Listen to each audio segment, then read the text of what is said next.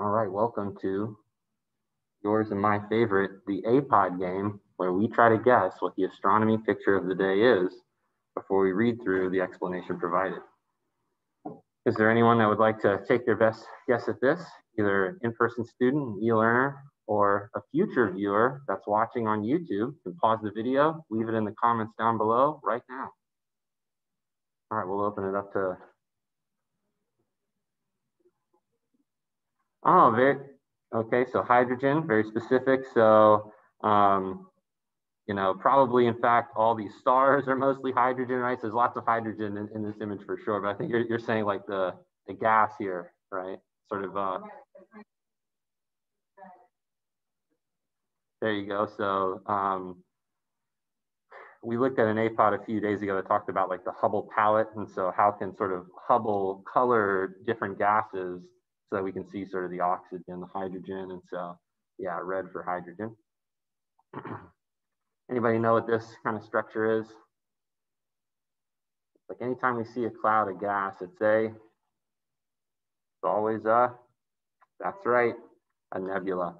And this one here, you know, I can maybe try to guess, well, what does it kind of look like there? Oh, a Teardrop Nebula, see? And maybe if you were the one to discover this and give it that name, it would have stuck, you know, so it's just kind of like, well, one person sees a teardrop, somebody else sees the head of Medusa. So this is the Medusa Nebula. You may remember yesterday, they sort of previewed the APOD, and so it was serpentine. So we thought, well, maybe it's like the constellation Ophiuchus, which is sort of like, called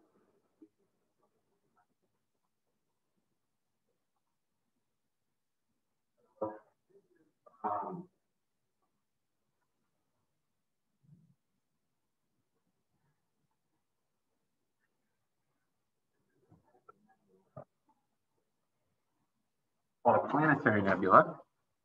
And that's sort of a legacy term. So this really doesn't have anything to do with the planet, but it's very sort of circular. And so when it was first discovered, sort of the roundness of it made it sort of look like, well, maybe sort of a planet, so a planetary nebula. Really sort of maybe this sort of faint white dot here is a white dwarf star. So a planetary nebula is actually sort of the final stages of a star like our sun, that once it sort of exhausts its hydrogen and the helium fuel, it sort of pushes those outer layers into space. So you're sort of seeing these are the outer layers of what used to be a giant sort of red star. And what's left behind is just a core of carbon and oxygen. And so that's the white dwarf sort of remnant, that this used to be sort of all part of this star. This is about 4 light years across now.